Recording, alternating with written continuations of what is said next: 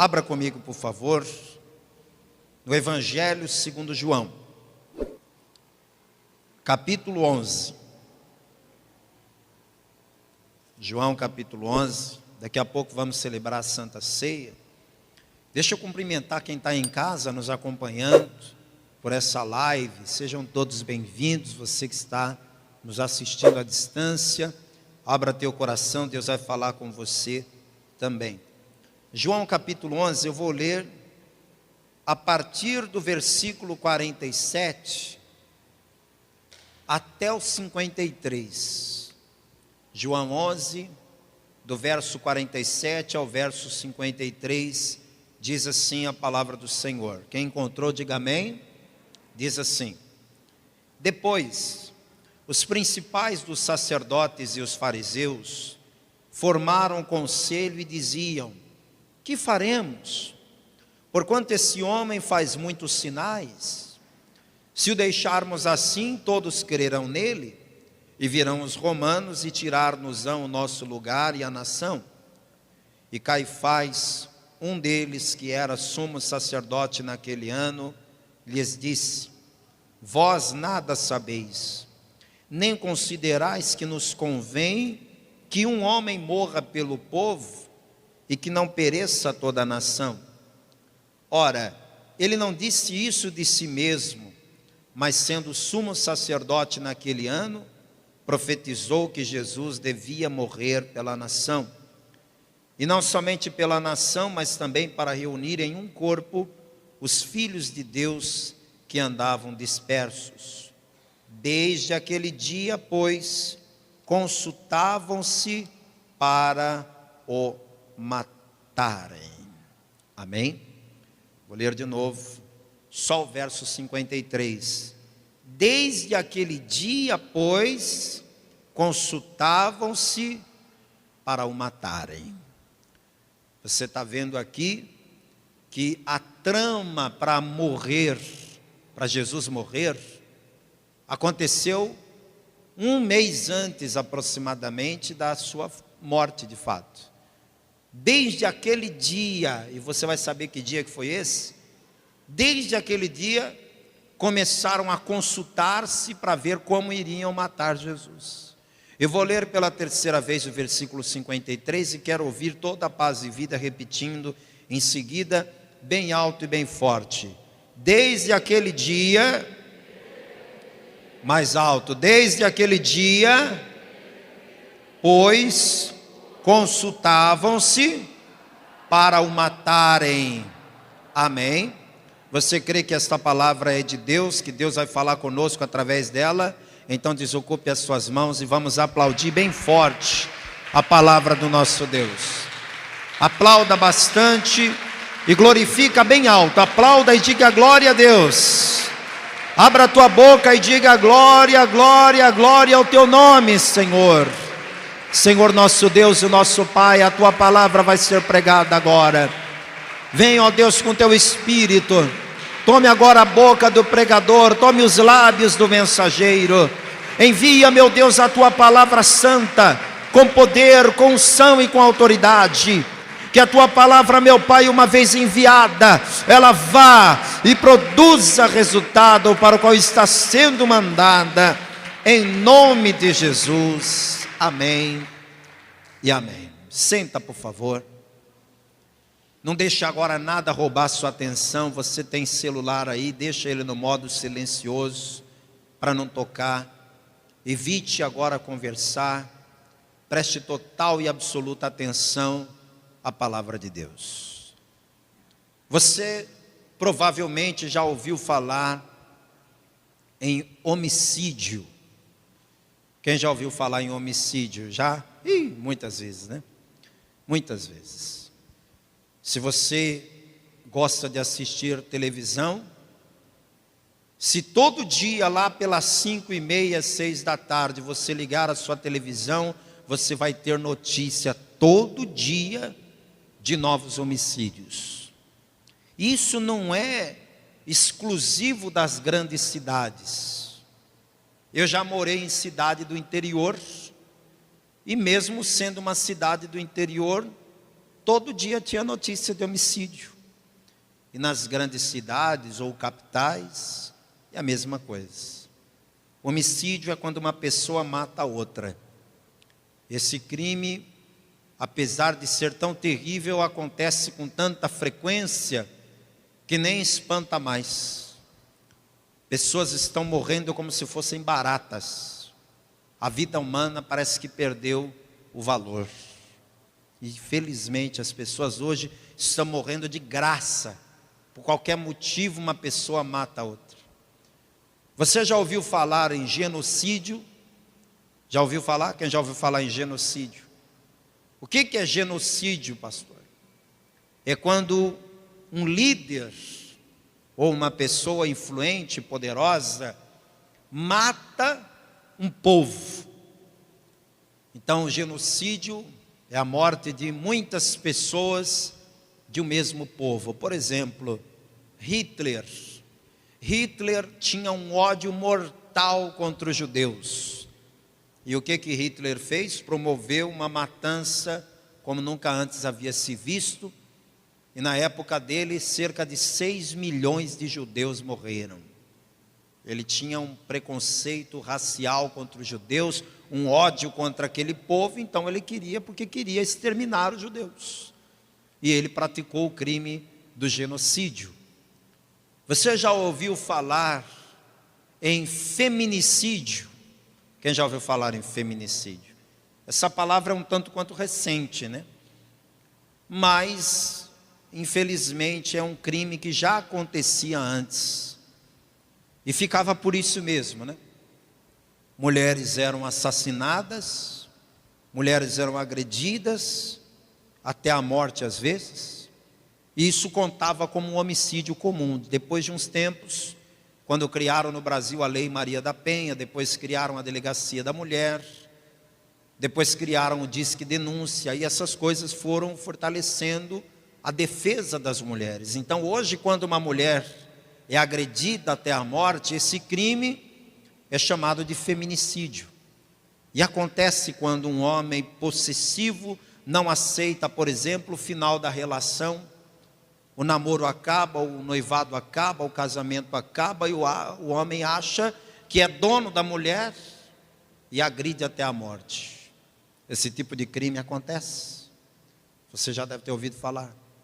Você já ouviu falar em infanticídio? Já ouviu falar nisso? O que é infanticídio? É quando crianças são mortas. Alguém que mata uma criança está cometendo o infanticídio. É difícil até de pensar nisso, mas no Brasil já aconteceu muito, em outros países do mundo também. Rituais satânicos em que crianças são sacrificadas aos espíritos. Isso é um crime chamado de infanticídio. E o crime de infanticídio, ele tem exemplos na Bíblia. Tem exemplos na Bíblia. A palavra diz que na época que o povo de Israel habitava no Egito, o faraó, percebendo que aquele povo de Israel crescia muito na terra do Egito, ele ficou preocupado com aquele crescimento, pensou, se no futuro esses homens se unirem, eles formam um exército. Eu tenho que enfraquecer esse povo. E o que o faraó ordenou que fizesse? Que todas as crianças do sexo masculino, quando nascessem, fossem assassinadas. As parteiras tinham ordem do faraó para matar as crianças das mulheres hebreias. Então imagine uma mulher que está na hora de dar à luz, ela chamava a parteira. A primeira pessoa que sabia o sexo da criança era a parteira, porque não tinha como fazer ultrassom, não tinha como descobrir nada naquela época. Se a parteira visse que era menino, ela já matava a criança ali mesmo, sem a mãe nem ver. Já matava enforcada, sufocada, e já entregava a criança morta para a mãe. Diga misericórdia. Isso aí foi ordem do faraó, o crime de infanticídio. E quando as mães não tinham as crianças mortas pelas parteiras, porque as parteiras tinham temor de Deus e não queriam fazer tal crime, quando uma criança era descoberta, o faraó ordenava que a própria mãe pegasse a criança e colocasse nas águas do rio Nilo, para que a criança morresse ali nas águas. Esse era o fim de Moisés, né? Moisés era para ter morrido assim, mas Deus entrou na situação e não permitiu. Mas o crime de infanticídio aconteceu no Egito. O crime de infanticídio aconteceu também na época de Jesus. Quando Jesus nasceu, disseram para Herodes, o rei da Galileia, que era nascido o rei dos judeus. E Herodes, com medo de um possível concorrente ao trono, mandou que matassem todos os meninos de 2 anos para baixo. Qual é o nome desse crime? Infanticídio. Você já ouviu falar em patricídio? Já ouviu falar nesse crime? Patricídio é quando o filho ou a filha mata o próprio pai. O filho ou a filha mata o próprio pai. E você acha que esse tipo de crime não acontece? Acontece. Matricídio, já ouviu falar? Matricídio é quando o filho ou a filha mata a mãe. E falando aqui de patricídio e matricídio, me vem à lembrança um crime que chocou o Brasil no ano de 2002. Você lembra desse crime? Só de falar assim, você já tem uma ideia de qual é o crime? Uma moça de família de classe alta, estudava direito, tinha uma vida boa, um futuro brilhante, se envolveu com um rapaz que não valia nada. E quando o pai e a mãe viram que ela estava namorando com aquele rapaz, o pai e a mãe deram conselhos para a filha, disseram: minha filha, esse rapaz que você está namorando não é boa gente, não é um bom partido para você, acaba com esse namoro. Mas a moça, ao invés de acatar o conselho do pai ou da mãe, ela combinou com o namorado e com o irmão do namorado, para que os dois matassem o pai e a mãe dela a pauladas dentro da própria casa. Dessa forma ela ficaria com o caminho livre para casar com ele e ainda por cima com a herança. Lembra desse caso? A moça chama-se Suzane von Richthofen e cumpre pena de 39 anos de prisão. Enfim, é um caso que chamou a atenção do Brasil todo. Eu estou dando aqui um exemplo só para você entender o que eu estou falando. Agora pensa comigo, o que essas palavras todas que eu citei têm em comum? Homicídio, genocídio, feminicídio, infanticídio, patricídio e matricídio. O que todas essas palavras têm em comum? Raciocina um pouco aí, vai. O quê? Todas essas palavras têm uma coisa em comum. Já sabe o que é? Já pegou? Homicídio, genocídio, feminicídio. Já pegou? O que todas essas palavras têm em comum? Sídio no final. Esta palavra sídio é uma palavra latina, é um verbo. A palavra sídio no latim significa cortar ou matar. Então, quando a gente usa a palavra homicídio, nós estamos falando matar pessoas, matar homens. Quando a gente diz genocídio, nós estamos falando em matar gentes, matar povos. Quando a gente fala em feminicídio, matar mulheres, infanticídio, matar crianças, patricídio, matar o pai, matricídio, matar a mãe. Quem está me compreendendo até aqui? Todos esses crimes são hediondos, são crimes terríveis, mas eu vou te mostrar hoje um crime pior do que esses todos, e que a palavra de Deus narra esse crime com detalhes. Esse crime foi o deicídio. Repita comigo, deicídio. Provavelmente você nunca ouviu falar essa palavra. O que significa deicídio? Sídio você já sabe que é um verbo que diz matar. Dei, D-E-I, em latim significa Deus. Então o que é deicídio? Matar Deus. Matar Deus. E a palavra me diz, com todos os detalhes, como foi que esse crime do deicídio aconteceu. E eu vou te mostrar na palavra. Mas antes eu preciso te fazer entender quem é Jesus. Quem é Jesus? Para algumas pessoas, Jesus é apenas um cara legal. Para outras pessoas, Jesus foi a mente mais evoluída que já existiu. Para alguns, Jesus foi o ser mais brilhante, o filósofo mais inteligente. Alguém pode dar todo tipo de qualidade para Jesus para explicar quem ele foi. Mas para nós que somos o povo de Deus, para nós que cremos na palavra, nós só temos uma palavra para falar de Jesus. Jesus é Deus. Quem concorda comigo? Então diga, Jesus é Deus. Jesus é Deus. Quando a gente lê no Evangelho que Jesus nasceu no ventre de Maria, você precisa entender que esse nasceu no ventre de Maria não quer dizer que ele passou a existir naquele momento. Jesus sempre existiu. Lá no início de tudo, na criação, ele estava. O próprio Evangelho de João diz que no princípio era o verbo, e o verbo estava com Deus, o verbo era Deus, todas as coisas foram feitas por ele, sem ele nada do que foi feito se fez. Então Jesus sempre existiu, Jesus é Deus. No Antigo Testamento ele aparece por símbolos, por profecias, em teofanias, de várias formas. Mas no Novo Testamento, o que Jesus fez? Assumiu a forma humana e veio morar aqui na terra.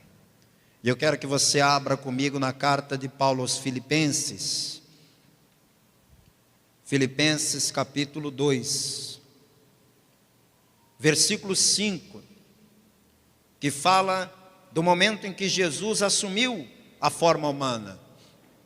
Filipenses 2,5 diz assim: de sorte que haja em vós o mesmo sentimento que houve também em Cristo Jesus, que sendo em forma de Deus, não teve por usurpação ser igual a Deus, mas aniquilou-se a si mesmo, tomando a forma de servo, fazendo-se semelhante aos homens, e achado na forma de homem, humilhou-se a si mesmo, sendo obediente até a morte e morte de cruz.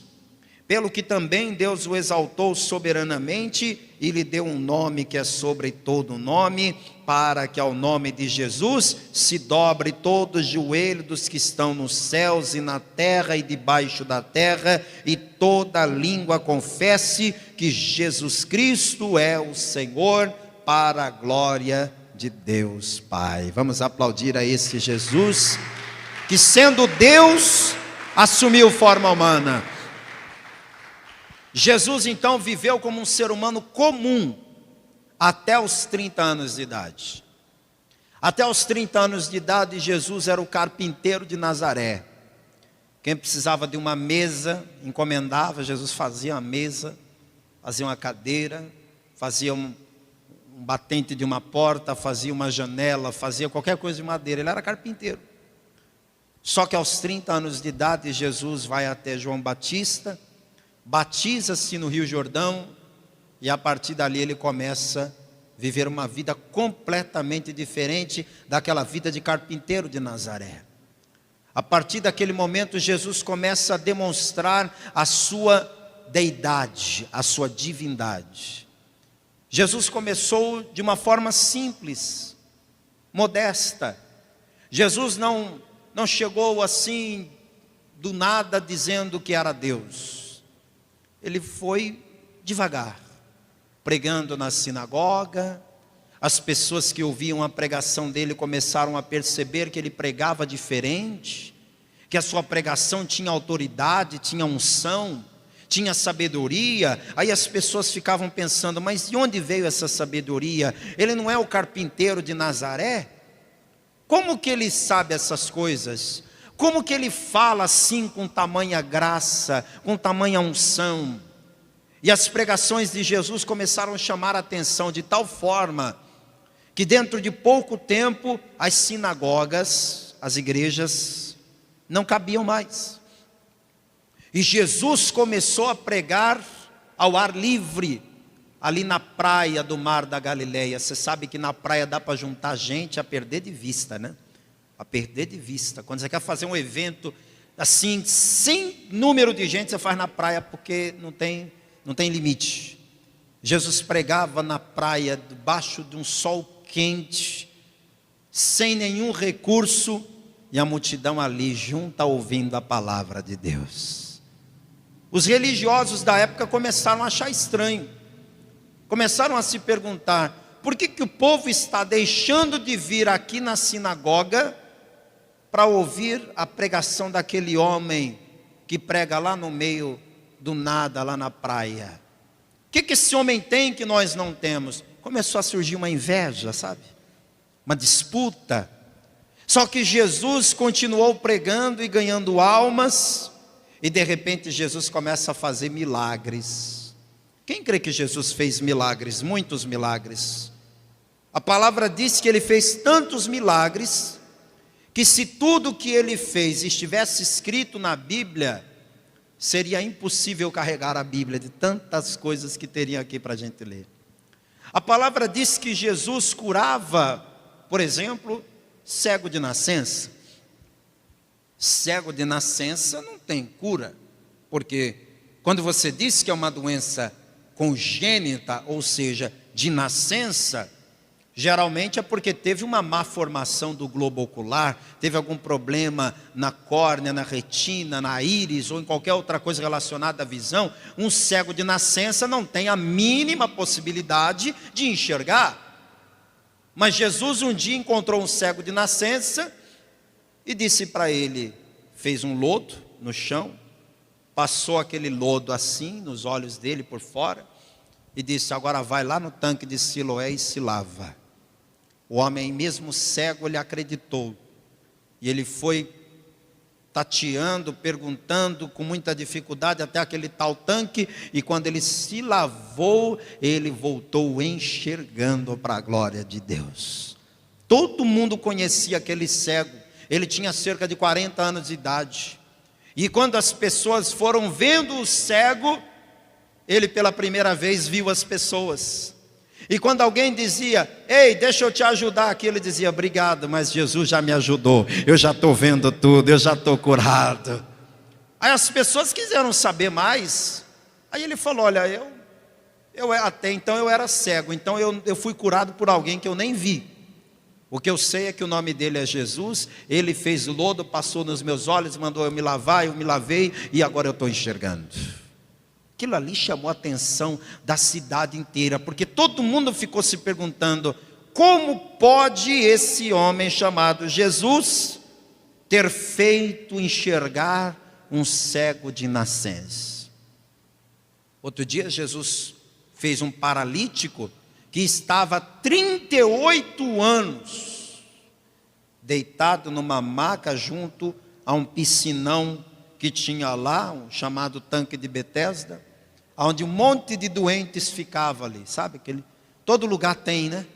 Uma praça, um chafariz, um lugar que junta muito mendigo, muitos doentes. O tanque de Betesda era esse lugar.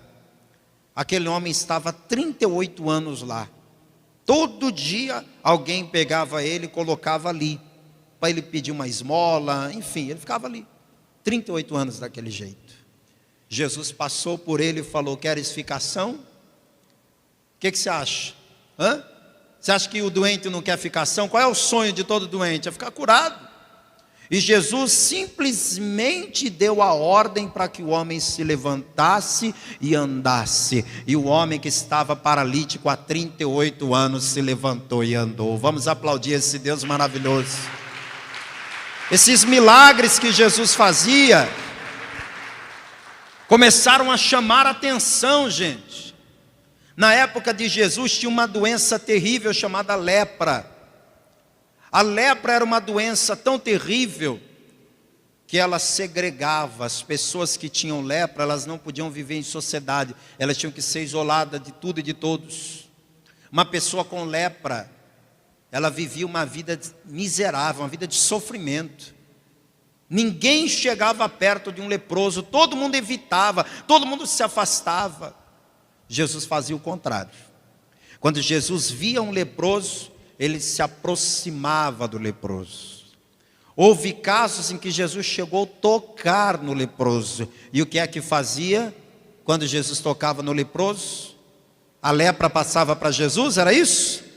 O poder de Deus que estava em Jesus é que passava para o leproso, e o leproso era curado.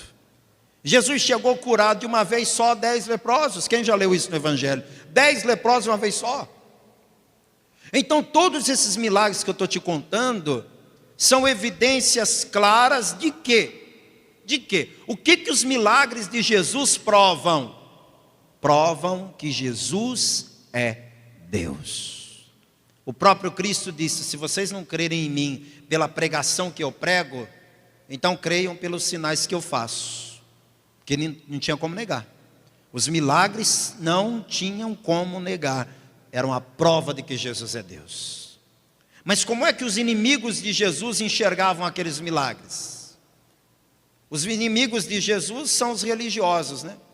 Os rabinos, os fariseus, os doutores da lei. Aqueles homens nunca tinham aberto os olhos de um cego. Aqueles homens nunca tinham limpado o leproso, nunca tinham feito um paralítico andar, nunca.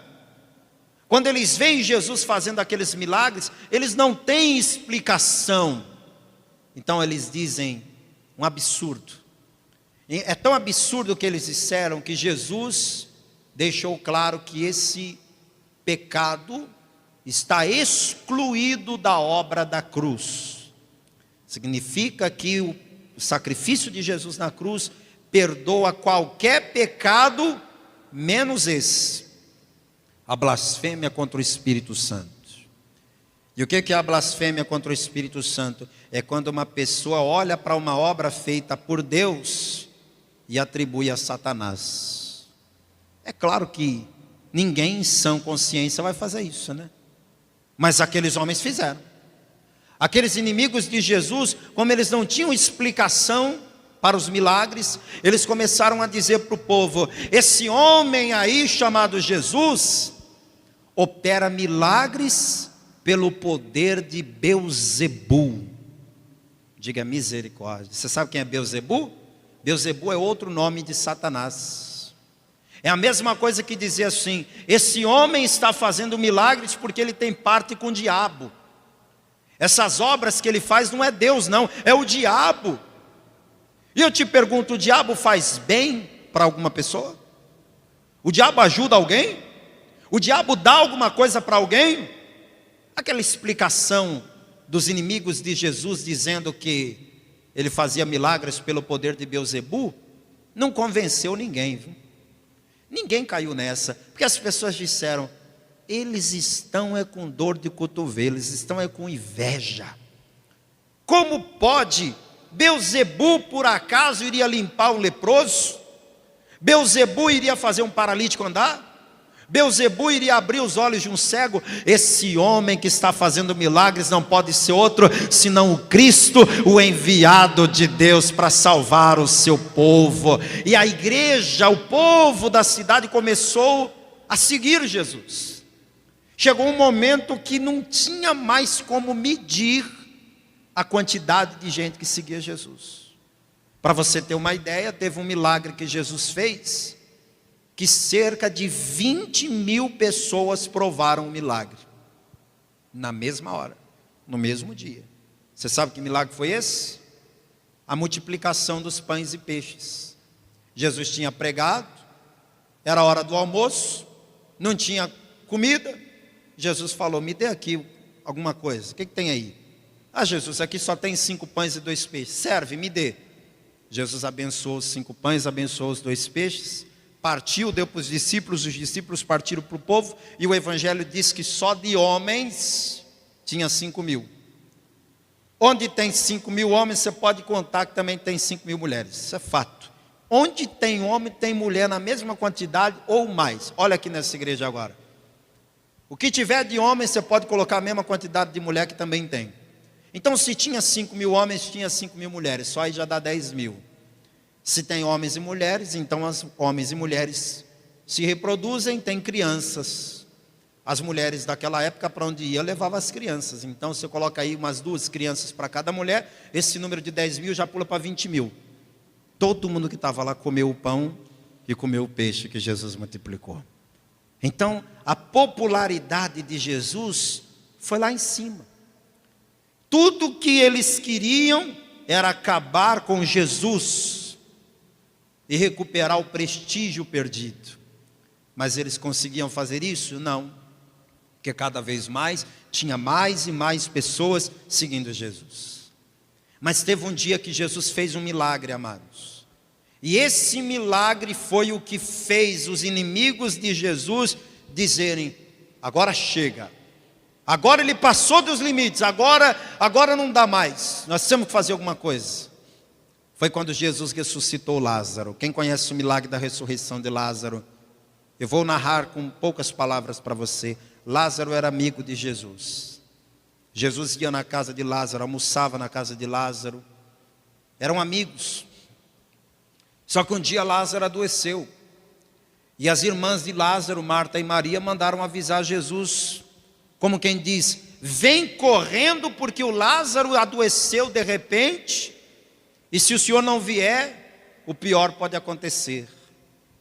Se fosse você que recebesse um recado desse: fulano acabou de sofrer um infarto, está entre a vida e a morte, aconteceu uma coisa grave, você não vai correndo para ver, para acudir, para ir lá visitar? Só que Jesus não foi. A palavra diz que Jesus demorou ainda para sair de onde estava e ir até Betânia. E quando Jesus chegou em Betânia, Lázaro já tinha morrido. Lázaro já tinha sido sepultado. Lázaro já estava no sepulcro há 4 dias. O que adianta agora? A Marta recebeu Jesus com a maior mágoa.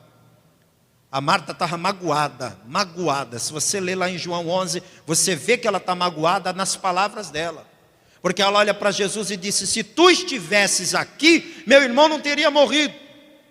É como se ela dissesse: puxa vida, Jesus, eu achei que a gente era amigo.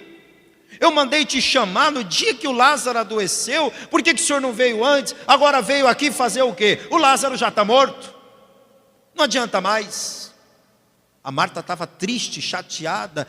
Ela não sabia o que Jesus estava planejando fazer. Às vezes Deus parece que está demorando na nossa vida. Às vezes parece que Deus não está nos ouvindo. Ou se está nos vendo e nos ouvindo, está nos ignorando. Mas acredite, Deus na hora certa faz o que tem que ser feito. E se não aconteceu ainda, é porque não chegou a hora. Jesus acalmou a Marta dizendo: calma, mulher, já não te disse que se creres verás a glória de Deus? Onde é que vocês puseram ele? Ah, Jesus, vem e vê. Aí levaram Jesus até perto de uma caverna, com uma pedra na frente, e ali dentro daquela caverna tinha uma cama de pedra, onde estava o Lázaro, morto, há 4 dias, cheirando mal.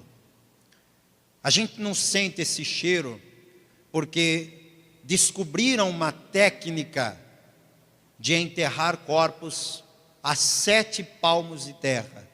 Eu nunca trabalhei em funerária, mas uma pessoa que trabalha em cemitério me deu a informação de que se você enterrar um corpo a menos de 7 palmos do chão, você sente o cheiro do cadáver. Curioso isso, né? Tem que ser naquela profundidade ali, não pode ser menos. Que se for menos, o cadáver exala o mau cheiro. E no caso do Lázaro, ele não estava enterrado, ele estava deitado em cima de uma cama de pedra com uma porta, vamos dizer assim, de pedra. Quando Jesus parou de frente ao sepulcro e disse: tirai a pedra, a Marta falou: para quê? Se o senhor queria ver o Lázaro, que tivesse vindo quando ele estava vivo. Agora que ele já está morto, há 4 dias, quer que eu tire a pedra para quê? Além de que já cheira mal, se eu abrir isso aqui, ninguém vai aguentar o mau cheiro. A prova de que Lázaro realmente estava morto é porque exalava mau cheiro, para ninguém duvidar. Ele era desmaiado. Não, estava morto. Só quem está morto é que cheira defunto, ninguém que está vivo cheira morto, não. Lázaro estava cheirando mal, a Marta falou isso, mas Jesus deu a ordem dizendo: tire a pedra. E tiraram. Quando tiraram a pedra, o mau cheiro veio. Imagina todo mundo tampando o nariz, todo mundo cobrindo o rosto. Mas mesmo diante daquela evidência clara de que Lázaro estava morto e apodrecido, Jesus deu uma ordem em voz alta na frente de todo mundo. Ele disse: Lázaro, vem para fora. E quando Jesus deu essa ordem, aquele que estava morto há 4 dias, aquele que o seu corpo já estava sendo comido de vermes, aquele que já tinha o seu sangue totalmente coagulado, as órbitas dos olhos comidas, os órgãos internos já sendo devorados, aquele que já estava com a sua carne já toda preta, aquele que não tinha nem alma nem espírito mais junto do corpo. Quando Jesus disse: Lázaro, vem para fora, na mesma hora desceu do céu o espírito de Lázaro e entrou no corpo.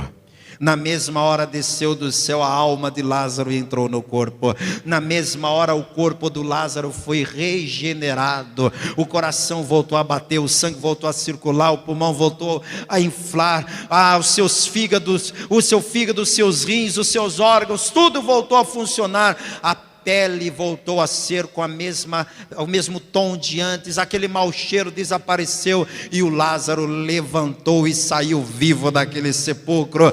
Igreja, esse milagre foi testemunhado por muitas pessoas.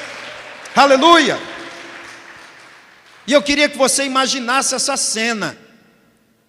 O ex-defunto saiu do sepulcro todo enfaixado, porque esse era o costume da época, enfaixar o defunto. E o Lázaro saiu, andando assim, de passinhos pequenos, porque estava todo enfaixado, e parou na porta do sepulcro.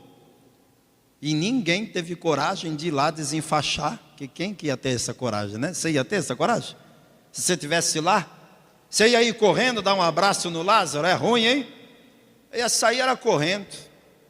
Mas o povo ficou lá para ver o que ia dar. E Jesus falou: desatai, vai lá desatar. Alguém foi lá e começou a tirar as faixas.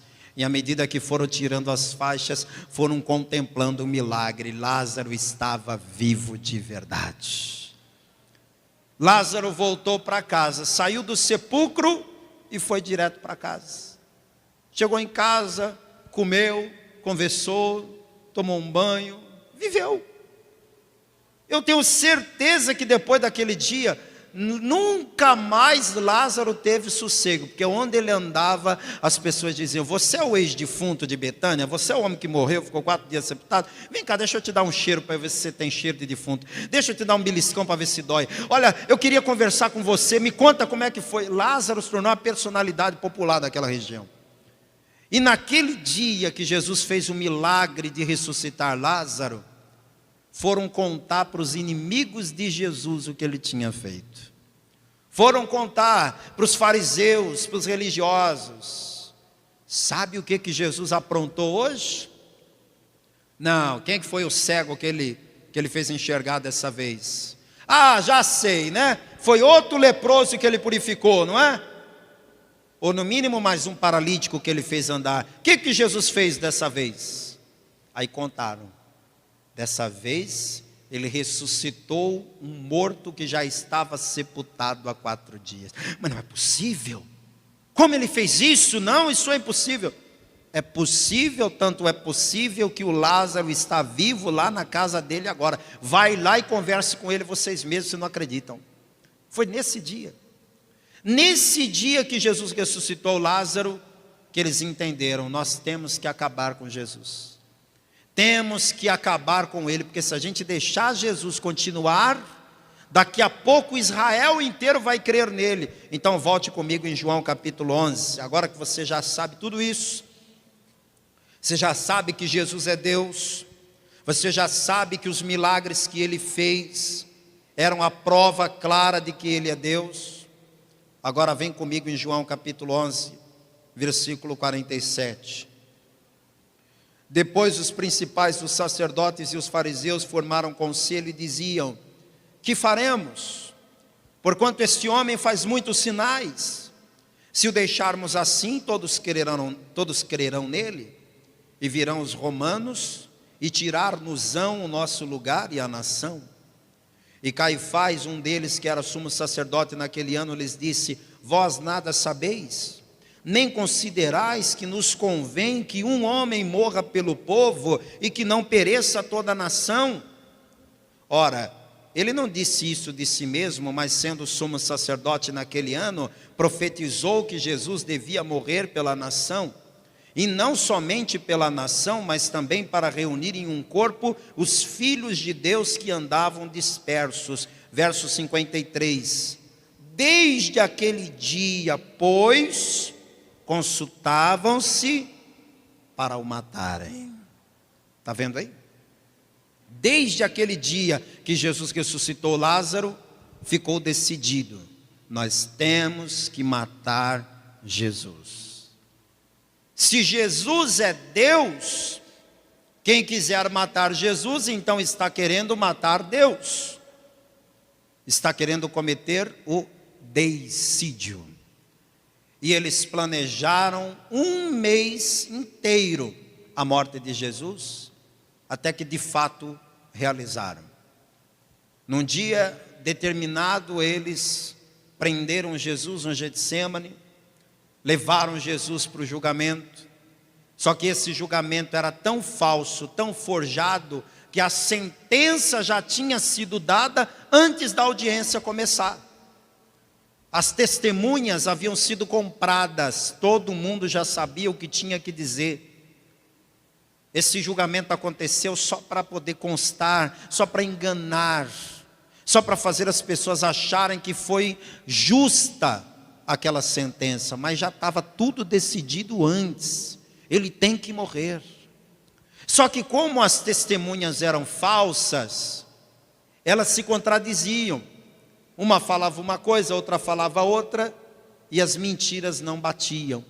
Até que chegou um momento que Caifás perdeu a cabeça e decidiu obrigar Jesus a confessar quem ele de fato é. Isso que inclusive foi um ato ilegal, porque ninguém tem a obrigação de produzir provas contra si mesmo. Mas Caifás obrigou Jesus a confessar que ele é o Cristo. Abra comigo em Marcos capítulo 14, e você vai ver agora Jesus na audiência, sendo obrigado sob juramento a dizer a verdade sobre quem ele é. Marcos capítulo 14, versículo 60. E levantando-se o sumo sacerdote no sinédrio, perguntou a Jesus, dizendo: nada respondes? Que testificam estes contra ti? Mas ele calou-se e nada respondeu. O sumo sacerdote lhe tornou a perguntar e a dizer-lhe: és tu o Cristo, filho do Deus bendito? Aqui em Marcos a gente tem a informação de que o sacerdote perguntou. Os outros evangelistas dizem que ele conjurou Jesus. E o que é conjurar? É invocar o temor de Deus. É dizer para a pessoa: se você tem temor de Deus, você vai me responder isso agora. Diante do conjuro, se a pessoa não falar o que está sendo perguntado, ela está assumindo que ela não tem temor de Deus. E como Jesus não pode negar o temor que ele tem a Deus, sendo ele o próprio Deus, ele foi obrigado a falar a verdade. Ele foi obrigado a abrir a boca, porque até aqui ele estava calado. Só que no versículo 62, Jesus fez a confissão de quem ele é. Então veja você mesmo, se você tem dúvidas sobre quem é Jesus, se você acha que Jesus é só um cara legal, se você acha que Jesus é só uma mente evoluída, se você acha que Jesus é só uma pessoa influente, olha o que ele falou sobre si mesmo. E disse-lhe Jesus: eu o sou, e vereis o Filho do Homem assentado à direita do Todo-Poderoso e vindo sobre as nuvens do céu. Vamos aplaudir a ele. Oh glória! Gente, a resposta de Jesus, eu tenho que explicar para você, a resposta de Jesus foi clara o suficiente para que o sacerdote rasgasse as vestes e gritasse no tribunal: blasfemou, é digno de morte, olha o que ele disse. E o que Jesus disse de tão grave? Quando perguntaram: diga quem tu és, Jesus respondeu: eu sou. Lá no Antigo Testamento, quando Moisés perguntou para Deus: me diga teu nome, porque quando me perguntarem quem foi que me enviou, eu preciso saber dizer: quem me enviou foi fulano, foi o Deus tal. Qual é o teu nome, Deus? Qual foi a resposta de Deus para Moisés? Eu sou. Eu sou é o meu nome. Quando te perguntarem quem te enviou, diga: o eu sou me enviou a vós.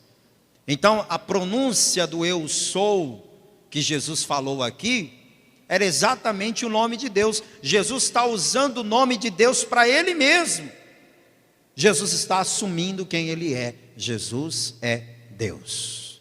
E ele ainda faz questão de dizer: vocês ainda vão me ver descendo nas nuvens do céu. Isso aqui foi, vamos dizer assim, o veredito. Diante disso aqui, ele foi condenado à morte. Ele blasfemou. Para os inimigos de Jesus, isso aqui foi blasfêmia, porque eles não aceitam que Jesus é Deus. Mas para mim e para você, isso aqui foi uma confissão da boca do próprio Cristo, daquilo que a gente tem total convicção: Jesus é Deus. O resto da história você já sabe. O que fizeram com Jesus? O que fizeram? Mataram Jesus. Cometeram o deicídio, o assassinato de Deus. Jesus foi morto na cruz no dia seguinte a esse julgamento. Mas aí eu fico pensando: é possível o homem matar Deus? Pensa um pouquinho comigo, vai. É possível homem matar Deus? Uma pessoa matar outra é possível, homicídio. Uma pessoa matar um povo inteiro é possível, genocídio. Um homem matar uma mulher é possível, feminicídio. Um filho matar o pai também é possível, patricídio. A filha matar a mãe também é possível, chama-se matricídio. Um adulto matar uma criança também é possível, chama-se infanticídio. Agora, o homem matar Deus, é possível o homem matar Deus, igreja? Me responda, sim ou não? Não. Por uma razão muito simples: porque Deus é eterno. Ele não tem dia de nascimento, nem dia de morte. Então, quando mataram Jesus na cruz, acharam que estavam acabando com ele, mas se enganaram, porque ao terceiro dia ele ressuscitou e está vivo para todo sempre, porque Jesus é Deus e ninguém pode matar Deus.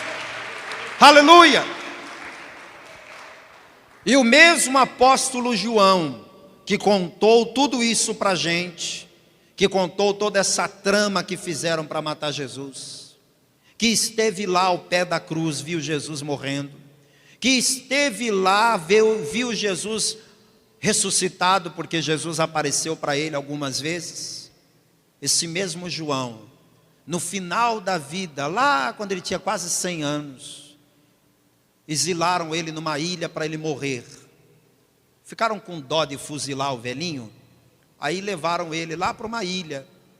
Porque qual que é a chance de uma pessoa idosa de quase 100 anos sobreviver numa ilha? Eu com 30 e pouco, se me botar numa ilha, eu morro no dia seguinte já, né? Não tenho a mínima técnica de sobrevivência. Você tem? Talvez você tenha. Mas qual que era a chance de João sobreviver sozinho numa ilha deserta? Então levaram ele para lá para ele morrer. Só que foi naquela ilha que João recebeu as mais brilhantes revelações do Novo Testamento, que é o livro do Apocalipse. João viu muita coisa lá naquele período, e uma das coisas que ele viu foi o nosso Senhor Jesus glorificado. Eu quero te mostrar como é que Jesus é hoje, porque um dia você vai ver Jesus pessoalmente. Quem crê que vai vê-lo? Crê? E não se engane, você não vai ver Jesus com aquele rosto caído, semblante de dor, com aquela cara de sofredor. Não, você não vai ver Jesus assim.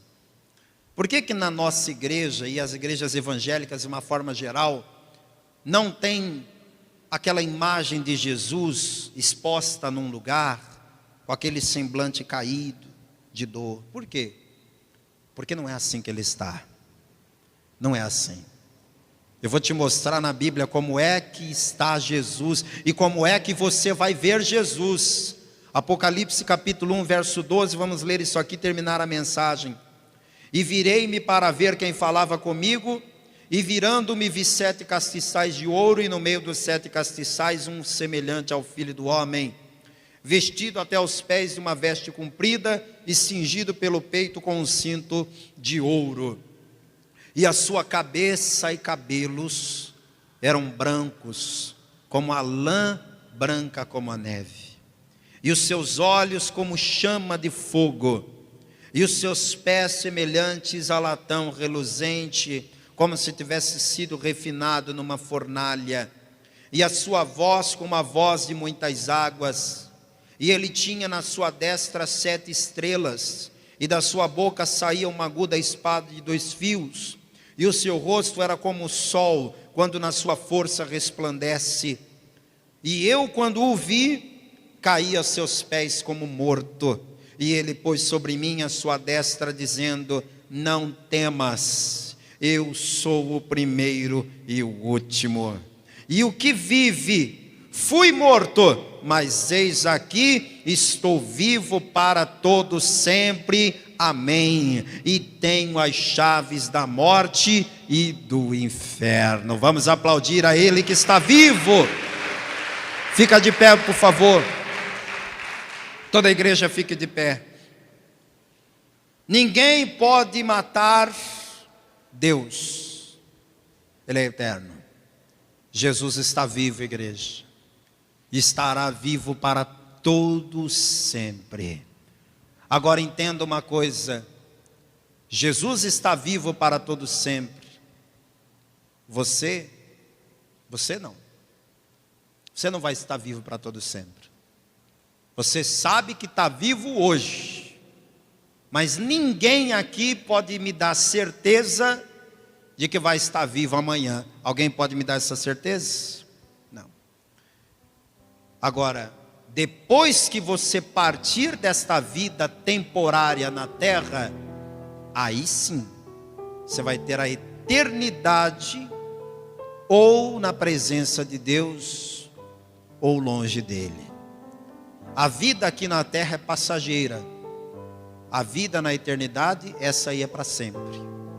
Então o que você precisa fazer?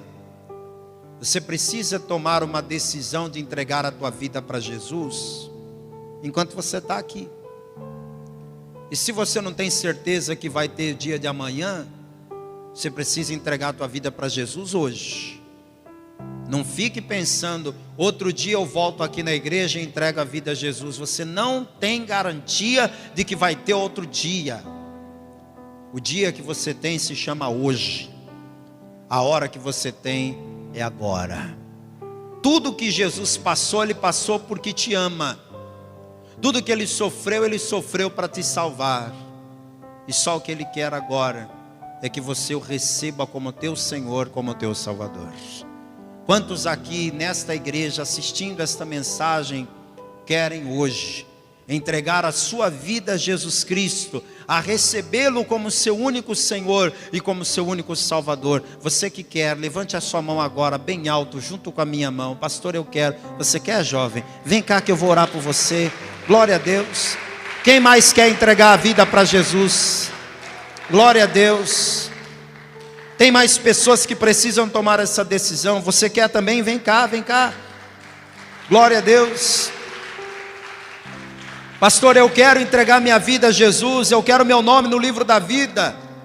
Se você quer e ainda não tomou essa decisão, você não pode esperar pelo amanhã, porque o amanhã não te pertence. O tempo de Deus para a tua vida é hoje, é agora.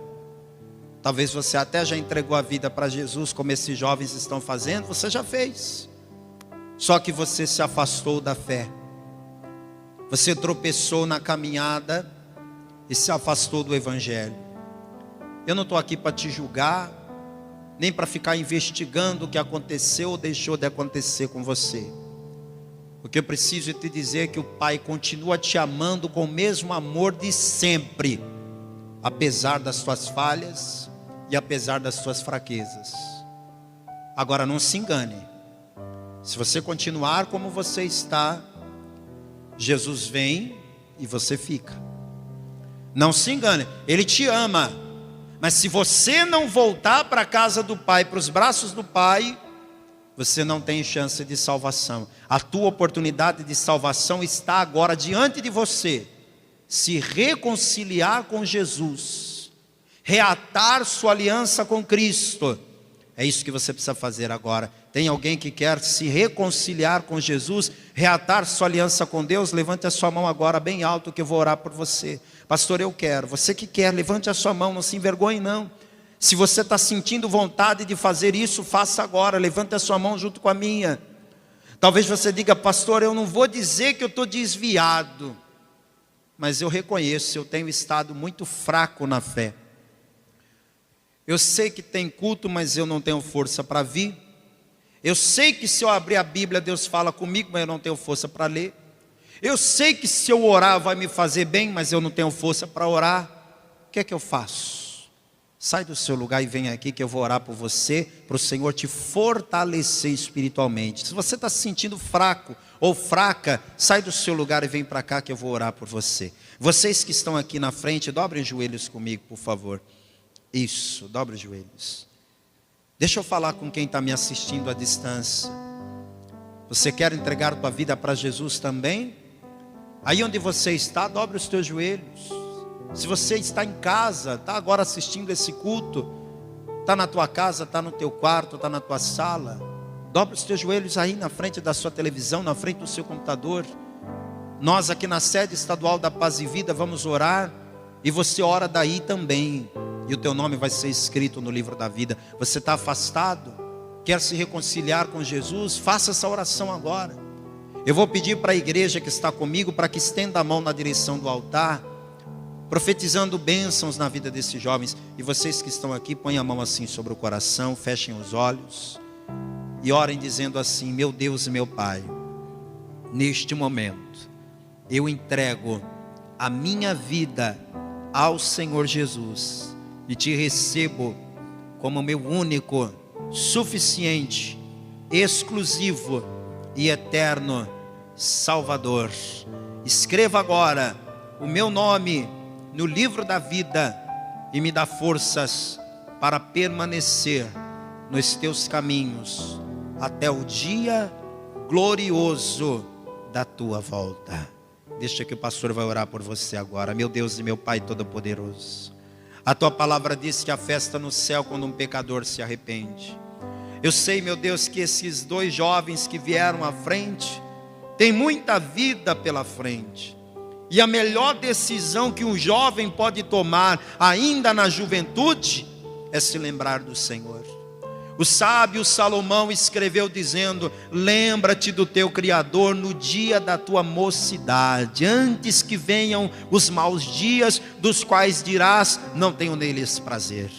Então eu oro abençoando esses jovens, para que eles a partir de agora, a partir desse momento, venham caminhar firmes contigo até o dia da tua volta. Eu oro, meu Deus, por quem está me assistindo à distância, em qualquer lugar do Brasil ou fora do Brasil. Eu oro para que esta pessoa que está me assistindo agora, está de joelhos dobrados, entregando a vida a Jesus. Esta pessoa que está agora, meu Pai, voltando ao Senhor Jesus, que esse nome seja escrito também no livro da vida. Eu oro, meu Pai, por esta pessoa que estava afastada. Eu oro por esta pessoa que tem se sentido fraca na fé, que ela seja renovada, fortalecida, revigorada, em nome de Jesus, que assim seja feito. Amém. E graças a Deus. Glória a Deus. Pode ficar de pé. Parabéns pela decisão de vocês.